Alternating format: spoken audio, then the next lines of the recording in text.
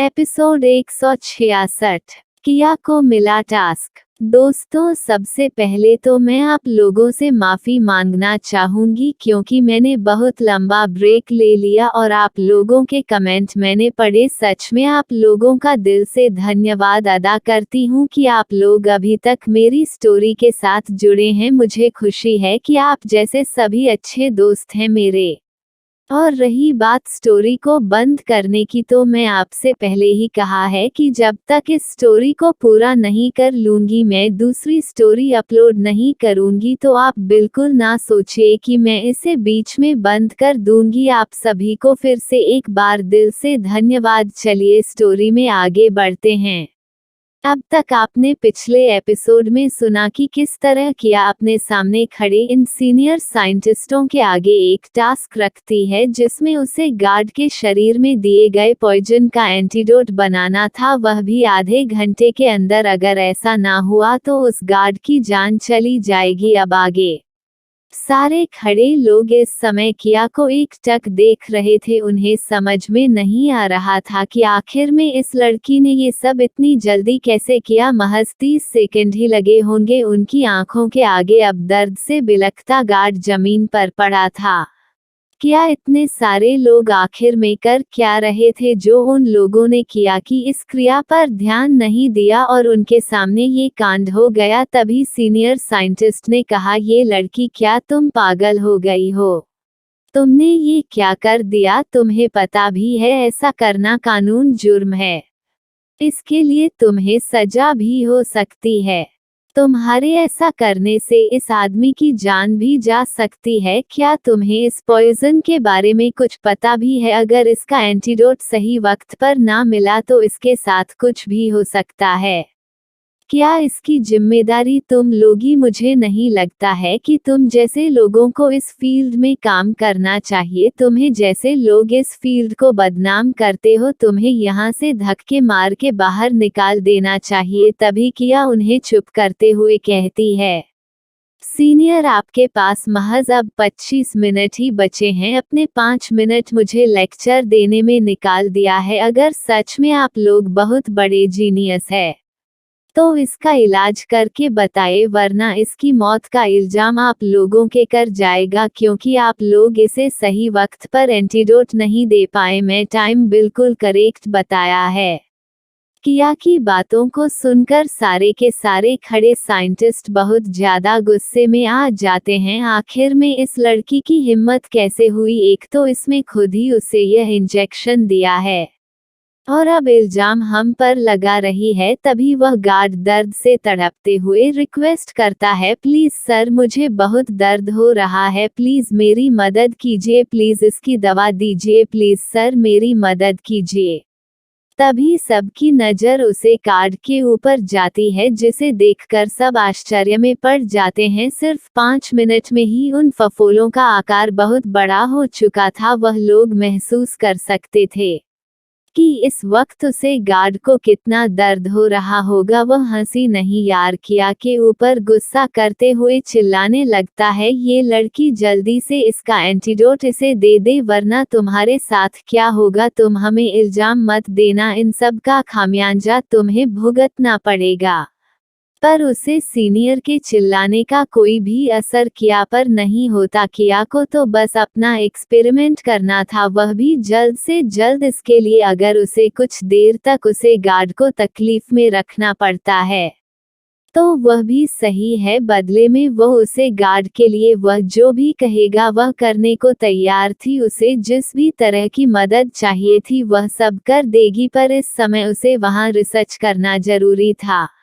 इस समय सारे लोग काफी शोर मचा रहे थे। तभी एक किनारे खड़े इंडिया के बेस्ट डॉक्टर कपूर, जो कि बहुत देर तक किया को नोटिस कर रहे थे, उन्होंने सबको शांत करते हुए कहना शुरू किया, प्लीज आप लोग शांत हो जाए। इस तरह से आप लोगों को हल्ला करना शोभा नहीं देता है। आखिर में आप सब एक रिस्पॉन्सिबल डॉक्टर हैं, सो शांति से कम कीजिए। और रही बात इस छोटी लड़की की, तो अभी हम लोगों के पास 25 मिनट का वक्त है। इतने में हम सब मिलकर इसका एंटीडोट तैयार कर लेंगे, इसलिए आप सब शांत हो जाइए। जैसे ही इसका एंटीडोट तैयार हो जाएगा। सच के मुताबिक या छोटी लड़की खुद ही यहाँ से चली जाएगी, तो हमें इस वक्त शांति से अपने काम पर लग जाना चाहिए। उनकी बातों को सुनकर सीनियर साइंटिस्ट ने कहा, ये लड़की तो पागल हो गई है, पर क्या इसके साथ तुम भी पागल हो गए हो जो इस पागल लड़की के टास्क को पूरा करने के लिए कह रहे हो? तुम्हें समझ नहीं आ रहा है कि हमारा वक्त बहुत ही कीमती है। हम इस तरह किसी पागल की बातों में आकर अपना वक्त बर्बाद नहीं कर सकते हैं। तभी किया उनकी बातों को काटकर कहती है कि ऑलरेडी आप लोगों ने अपना इतना वक्त बर्बाद कर लिया है।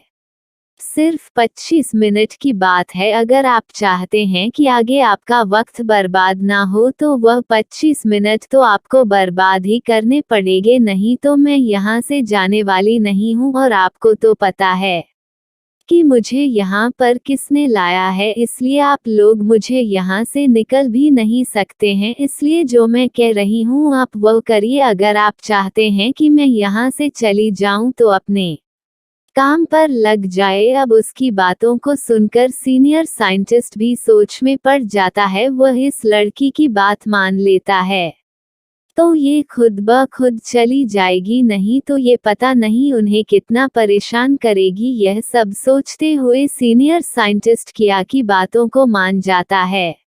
वह किया की ओर घूर कर देखता है। उसका बस चले तो अभी के अभी वह अपनी आंखों से ही किया को जलाकर भस्म कर देगा। किया उसे देखकर मुस्कुरा देती है।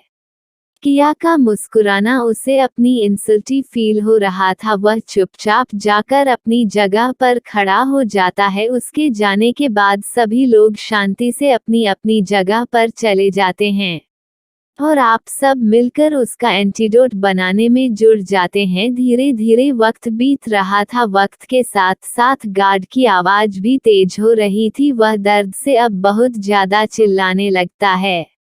जैसे जैसे वक्त बीत रहा था उसके शरीर के फफोले बड़े हो रहे थे और उसे दर्द भी ज्यादा हो रहा था। हालांकि किया को ये सब अच्छा तो नहीं लग रहा था। अभी कुछ नहीं कर सकती थी। अब सिर्फ 5 मिनट ही बचे थे, पर अभी तक सारे साइंटिस्ट लगे हुए थे। वह बार बार एक दूसरे से कुछ ना कुछ बातें करते हैं और फिर से अपने काम पर लग जाते। ये सिलसिला लगातार 25 मिनट से चल रहा है, पर अभी तक उन्हें वह एंटीडोट नहीं मिल पाया था जो वह बनना चाहते थे। तभी वह सीनियर डॉक्टर, जो कि बहुत ज्यादा एक्सपीरियंस वाला था, उसने कुछ ऐसा बना लिया कि जिससे वो फफोले ज्यादा ना बढ़े और उसे गार्ड को दर्द से आराम भी मिल जाए। लेकिन वो पूरी तरह से एंटीडोट नहीं बन पा रहे थे जिससे वह पूरी तरह से पॉइजन का असर खत्म कर सके। वह तुरंत ही अपनी बनाई हुई दवाई को उसे गार्ड के शरीर में इंजेक्ट कर देते हैं, जिससे उसे गार्ड को दर्द से थोड़ा आराम मिल सके। लेकिन वह अभी भी हार नहीं मानते हैं। अगर उन्हें ज्यादा समय मिले तो वह इसका एंटीडोट जरूर बना लेंगे, पर उनके पास वक्त की कमी थी। वह पछता रहे थे कि उन्होंने अपना 5 मिनट इस लड़की से बहस करने में क्यों गवा दिया। लेकिन कहते हैं ना, जब वक्त हाथ से निकल जाए तो अब पछताए होत क्या। यही सिचुएशन इस समय उसे सीनियर डॉक्टर की थी। तभी किया उन लोगों को टाइम खत्म होने का इशारा करती है, जिसे देखकर सारे लोग अपनी जगह पर ही खड़े हो जाते हैं। किया सीनियर डॉक्टर की ओर देखते हुए कहती है कि सर, क्या आपने इसका एंटीडोट तैयार कर लिया है? अगर कर लिया है तो मुझे दिखाइए। किया की बातों को सुनकर सीनियर डॉक्टर को बहुत ज्यादा गुस्सा आ रहा था। वह एक बहुत बड़ा साइंटिस्ट है। यह मामूली सा एंटीडोट बनाना उसके लिए कोई बड़ा काम नहीं था, पर इस चालाक लड़की ने उसे वक्त इतना काम दिया कि वो इतने वक्त में इसका एंटीडोट कभी भी तैयार नहीं कर पाता। वाकई में देखने में जितनी भोली है उतनी ही चालाक भी है। इस समय सीनियर डॉक्टर को गुस्से के साथ साथ शर्मिंदगी भी महसूस हो रही थी। उसकी लाइफ में यह ऐसा पहली बार हुआ होगा जब वो किसी छोटी सी लड़की के दिए टास्क को पूरा नहीं कर पाया। तभी किया उन्हें फिर से कहती है क्या सीनियर आपने वह दवा बना ली है? तब सीनियर अपने होश में आता है और किया को गुस्से से देखते हुए कहता है, तुम चालाक लड़की, तुमने जानबूझकर मुझे इतना कम वक्त दिया जिससे कि मैं ये दवा ना बना सकूं और तुम सबके सामने मेरी बेइज्जती कर सको। किया बड़े प्यार से कहती है कि सर, आप मेरे कोई रिश्तेदार नहीं है जिसकी बेइज्जती करके मुझे मजा आएगा। मैंने तो सिर्फ आपके एक्सपीरियंस को देखते हुए आपके सामने एक छोटा सा टास्क रखा था, पर मुझे नहीं लगता कि आप इतने ज्यादा एक्सपीरियंस वाले भी होंगे जो इतने छोटे टास्क को पूरा नहीं कर पाए। किया की बातें सीनियर के दिल को लगती है। किया जानबूझकर ऐसा कर रही थी जिससे उसे एक मौका मिल जाए। तभी वह सीनियर किया को अपने गुस्से भरी नजरों से देखते हुए कहता है कि ठीक है, लेकिन अब तुम्हारी बारी है। हमने तो अपना टास्क पूरा नहीं किया क्योंकि हम ज्यादा एक्सपीरियंस वाले नहीं हैं ना, लेकिन देखते हैं तुम अपना टास्क समय पर पूरा कर लेती हो कि नहीं। मुझे लगता है कि तुम दुनिया में सबसे अधिक एक्सपीरियंस वाली हो जो कुछ ही मिनट में अपना टास्क पूरा कर लेगी। मुझे तुम पर पूरा विश्वास है। किया को पता था कि यह सीनियर उसे ताने मार रहा है, पर वह सच में दुनिया में एकलौती पीस है जो वह कर सकती है, शायद कोई दूसरा कर पाए। किया उनकी तरफ देखकर सर हाँ में हिला देती है और अपने पास से एक एंटीडोट निकालकर उसे गार्ड को लगा देती है। अब जाकर उसे गार्ड के जान में जान आई है, क्योंकि अब उसे यकीन हो गया था कि उसकी जान बच जाएगी। रही बात उसके शरीर पर इन निशानों के, तो जान रही तो निशान भी चल जाएंगे। इतनी देर से हो रही इंसल्टी का बदला लेना तो अब सीनियर डॉक्टर का फर्ज बनता है, सो वह भी कम नहीं था।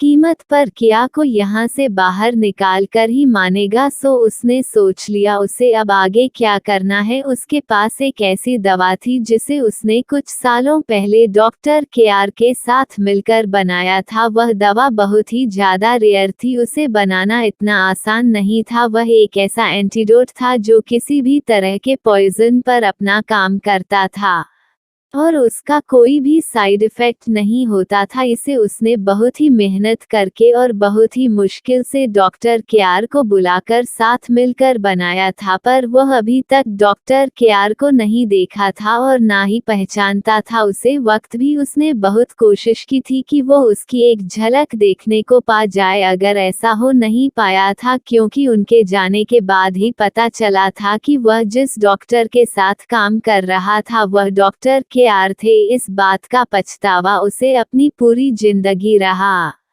इस वक्त वही दवा सीनियर के दिमाग में चल रही थी, क्योंकि उसे अच्छे से पता था कि ये दवा उसके और उसके साथ उस वक्त मौजूद महज 5 डॉक्टर को ही पता थी। इसके अलावा इसके बारे में किसी को भी पता नहीं था। इसे बनाना तो कोई सपने में भी नहीं सोच सकता है। अगर इस टास्क के रूप में दे दिया गया तो ये छोटी लड़की इस पूरी जिंदगी में भी इस दवा को बनाना तो दूर, इसके बारे में जान भी नहीं पाएगी। यही सोचकर मन ही मन वह सीनियर खुश हो जाता है। पर बेचारे को क्या पता जिस दवा को वह उसे टास्क के रूप में देने वाला है, उसे दवा को किया हमेशा अपनी जेब में लेकर चलती है। ये वही एंटीडोट था जिसे किया अक्सर अपने साथ रखती थी। इस वक्त भी इस मिशन पर आने से पहले उसने इस एंटीडोट को बनाया था और साथ ले लिया था। तभी वह सीनियर किया को देखते हुए बड़े ही एटीट्यूड से कहता है कि ठीक है छोटी लड़की, अब मैं तुम्हें एक टास्क दे रहा हूँ। अगर तुम इस टास्क को पूरा कर लोगी तो तुम मेरी जगह ही नहीं बल्कि यहाँ पर खड़े इन सारे सीनियर लोगों की जगह को भी उसे कर सकती हो। ये सुनकर किया तो खुश हो जाती है, लेकिन तभी वह सीनियर किया से कहता है कि इतना खुश होने की जरूरत नहीं है, पहले टास्क तो जान लो। ये कहकर वह तुरंत ही उसके हाथों में अपने ड्रॉ से एक छोटी शीशी निकाल कर रख देता है और कहता है कि तुम्हें इस दवा के बारे में बताना है कि यह कौन सी दवा है और तुम्हें इस दवा को बनाना है, वह भी आधे घंटे में। ये सुनकर वहां खड़े सभी सीनियर डॉक्टर अपने सीनियर को देखने लगते हैं। क्योंकि वो उस दवा को देखकर बता सकते थे कि यह कौन सी दवा है और इसे बनाना कितना कठिन काम है। उन लोगों ने भी बहुत बार कोशिश की थी पर आज तक वह कामयाब नहीं हो सके। उन्होंने कई महीनों तक इस एंटीडोट को बनाने की कोशिश की है। तो अब आगे क्या होगा जानने के लिए स्टोरी में बने रहे। तो बढ़ते हैं नेक्स्ट एपिसोड की तरफ। एपिसोड 167, किया ने बनाया एंटीडोट। ये सीनियर उसे छोटी लड़की को सिर्फ आधे घंटे का टाइम दे रहा है, शायद इस वजह से कि इनका वक्त बहुत कीमती है और उन्हें अच्छे से पता है कि यह कोई भी नहीं बना सकता है सिवाय इनके। तो वह अपना वक्त बर्बाद नहीं करना चाहते होंगे। इस वक्त उन लोगों के मन में यही ख्याल चल रहे थे पर कोई कुछ नहीं कहता है क्योंकि वह अपने सीनियर के अगेंस्ट नहीं जा सकते थे। वही इंडियन डॉक्टर कपूर और सीनियर को देखकर मन ही मन में सोच रहा था, सच में ये कितना अनोइंग है, एक छोटी लड़की से हार गए हैं तो उन्होंने उसके सामने दुनिया का सबसे कठिन टास्क रख दिया है। क्या ये ठीक है? वह कुछ कहना चाहते थे लेकिन तभी वह सीनियर डॉक्टर उन्हें चुप कर देता है, जिसे देखकर वह डॉक्टर कपूर भी शांत हो जाते हैं। लेकिन किया के चेहरे पर इस समय बड़ी सी स्माइल थी क्योंकि वह उस दवा को देखकर पहचान चुकी थी कि यह उसी की बनाई हुई एंटीडोट है जिसे वह कुछ दिन पहले ही बनाकर आई है। तभी वह सीनियर डॉक्टर बोलता है कि छोटी लड़की, अगर दिल में खुशी के फव्वारा फूट चुके हो तो जाकर अपने काम पर लग जाओ क्योंकि तुम्हारे पास वक्त बहुत कम है। उनकी बातों में तंज भरा हुआ था। किया मुस्कुराकर उनकी तरफ देखते हुए कहती है कि इसे बनाने के लिए तो मुझे इतना वक्त बहुत ज्यादा लगता है। ये सुनकर सीनियर डॉक्टर तो मानो पागल ही हो जाता है। वह जोर जोर से हंसने लगता है।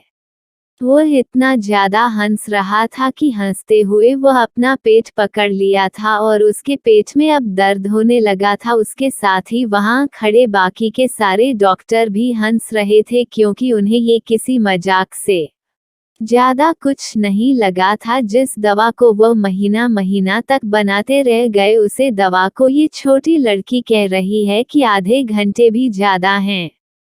किया ने तो सच ही कहा था क्योंकि उसे इसके पीछे कोई मेहनत नहीं करनी थी। उसे सब कुछ एकदम परफेक्ट पता था, बस वक्त लगता तो उसे मैच करने में, पर वह भी एकदम परफेक्ट आता था क्योंकि किया अक्सर उस दवा को बनाया करती थी। तभी वह सीनियर डॉक्टर कहता है कि छोटी लड़की, अगर मजाक कर चुकी हो तो जल्दी से अपने काम पर लग जाओ क्योंकि मुझे नहीं लगता है कि आधे घंटे के बाद तुम यहाँ 1 मिनट भी ज्यादा रुक पाओगी।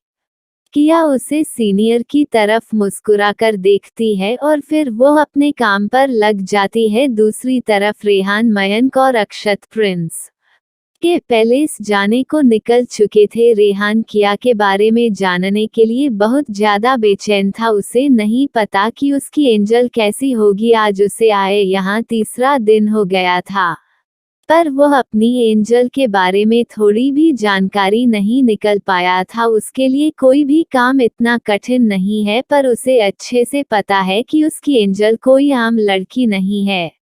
इसी वजह से उसके बारे में किसी भी तरह की जानकारी निकालना बहुत ही कठिन है। वो सब जैसे ही पैलेस पहुंचते हैं, वहां के गार्ड उनके गाड़ियों को रोक लेते हैं। तभी अपनी गाड़ी से अक्षत अपना कार्ड निकालकर बाहर गार्ड को दिखाता है। गार्ड कार्ड देखे ही अक्षत को पहचान जाता है। वो उसे सैल्यूट करता है और तुरंत अपने वॉकी टॉकी से कॉन्ट्रैक्ट कर अंदर बताता है कि ये के आए हुए हैं। अंदर से रिप्लाई आता है कि उन्हें अंदर आने दे। गार्डन तुरंत ऑर्डर देता है गेट खोलने का। गार्ड का ऑर्डर पाकर गेट कीपर तुरंत गेट खोल देता है। एक एक कर सभी गाड़ियां अंदर चली जाती हैं। वह पैलेस बहुत ही बड़ा था और उतना ही ज्यादा खूबसूरत था, पर इस समय मयंक और रेहान को सिर्फ किया की फिक्र हो रही थी। इस वजह से वह लोग ज्यादा कुछ ध्यान नहीं देते हैं और तुरंत ही अपनी गाड़ी से उतरकर अक्षत के पास पहुंच जाते हैं। तभी अक्षत उन लोगों को अपनी आंखों से शांत रहने का इशारा करता है और उन दोनों को लेकर अपने साथ अंदर की ओर चल देता है। जैसे ही वह लोग मैनन गेट पर पहुंचते हैं कि वहां पर खड़ा गार्ड उन्हें अपना कार्ड दिखाने को कहता है। अक्षत अपना कार्ड उन्हें दिखता है। तब तक में प्रिंस का सेक्रेटरी वहां पहुंच जाता है, क्योंकि प्रिंस के पास ये खबर पहुंच गई थी कि एके उनसे मिलने आया हुआ है। प्रिंस का सेक्रेटरी उनके पास पहुंचकर सबसे पहले उन्हें पूरे रिस्पेक्ट के साथ ग्रीट करता है और फिर उन्हें बताता है कि प्रिंस को उनके आने की खबर मिल चुकी है। उन्होंने मुझे आपको लेने के लिए भेजा है, आप लोग मेरे साथ चलिए। रेहान, मयंक और अक्षत ये तीनों प्रिंस की सेक्रेटरी के साथ चल देते हैं। सेक्रेटरी जैसे ही प्रिंस के पास पहुंचता है, सामने से प्रिंस उठकर अक्षत का वेलकम करता है। अक्षत प्रिंस को अपने सामने देखकर एक प्यारी सी मुस्कान के साथ प्रिंस को ग्रीट करता है। प्रिंस और एके बहुत दिनों बाद मिल रहे थे, वह दोनों अच्छे दोस्त थे। प्रिंस एके को देखकर बहुत ज्यादा खुश होता है। अक्सर इतना ज्यादा काम होता था कि ये दोनों आपस में जल्दी कभी नहीं मिल पाए थे, पर आज एक और उनके साथ उनके भाइयों को देखकर प्रिंस को अच्छा लग रहा था। एके प्रिंस को रेहान और मयंक से मिलवाता है। रेहान और मयंक का बिजनेस की दुनिया में अपना अलग ही मकाम था, इस वजह से प्रिंस को जब उनके बारे में पता चलता है तो वह उनका और भी अच्छे से वेलकम करता है। तभी एके उन्हें अपने यहाँ आने का रीजन बताता है। जब प्रिंस को पता चलता है कि यह लोग उनके स्पेशल गेस्ट से मिलने आए हैं, तो वह थोड़ा शांत हो जाता है। हालांकि प्रिंस को किया की आइडेंटिटी पता थी, ज्यादा नहीं, लेकिन वह एक अच्छी बिजनेसमैन और एक बड़ी डॉक्टर केआर है, ये बात प्रिंस को उसे वक्त पता चला था जब उसकी जान खतरे में थी और सभी डॉक्टर ने जवाब दे दिया था। उसे समय सिर्फ एक ही उम्मीद थी, जो था डॉक्टर केआर। और जब प्रिंस को पता चला कि डॉक्टर केआर और कोई नहीं बल्कि उसकी जान बचाने वाली या छोटी सी प्यारी लड़की है, तो वह तो उसका बहुत बड़ा फैन हो गया। वह किया की बहुत ज्यादा रिस्पेक्ट करता था, उसे बिल्कुल अपनी छोटी बहन के समान मानता था। इस वजह से वह अक्सर किया को अपने यहाँ इनवाइट करता था, पर किया के पास इतना टाइम नहीं था कि वो कभी आए। पर आज जब किया खुद चलकर उसके पास आई थी तो उसके खुशी का कोई ठिकाना नहीं था। यही कारण था कि उसे एक अच्छी सिक्योरिटी दी गई थी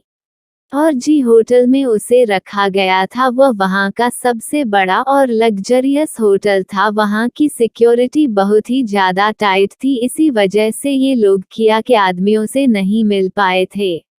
प्रिंस को पता नहीं था कि किया का उनके साथ क्या रिश्ता है, इस वजह से वह इन्हें मिलने की परमिशन तो बिल्कुल भी नहीं देने वाला था। लेकिन प्रिंस को पता नहीं था कि किया इस वक्त कहाँ है, क्योंकि वह 2 दिनों के लिए आउट ऑफ सिटी था और वह किया के कामों में दखलंदाजी भी नहीं करना चाहता था, जिससे कि किया उससे नाराज हो जाए। इस वजह से उसने पता भी नहीं लगाया था कि इस वक्त किया कहाँ है। जब रेहान उस रिक्वेस्ट करता है तो वो उसे साफ साफ मना करना चाहता था, लेकिन प्रिंस ऐसा करके एके को नाराज भी तो नहीं कर सकता था। आखिर में प्रिंस के सामने बैठे ये लोग कोई आम लोग नहीं थे, पर वह किया को भी तो नाराज नहीं कर सकता था।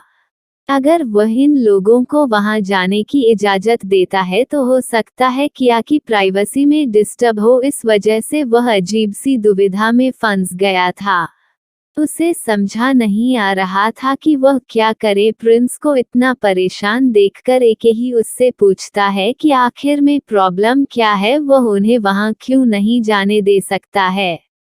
प्रिंस एके से झूठ नहीं बोल सकता था, इसलिए वह किया की आइडेंटिटी के अलावा बाकी सब कुछ उन लोगों को बता देता है, बस उसकी रियल आइडेंटिटी नहीं बताता है। उसकी दुविधा को देखकर ये लोग भी सच में पड़ जाते हैं। तभी रेहान इन सब का सॉल्यूशन निकालता है और कहता है कि क्यों ना उनके किसी गार्ड को उनसे मिलने दिया जाए जिससे वह लोग किया के बारे में जानकारी प्राप्त कर सकते हैं। ये चीज सबको सही लगती है और प्रिंस को भी इसमें कोई प्रॉब्लम नहीं था। आखिर में वह उनके किसी गार्ड से इन्हें मिलता ही सकता था, इसलिए प्रिंस तैयार हो जाता है। वह तुरंत ही अपने लोगों को भेजकर किसी एक गार्ड को लाने के लिए कह देता है।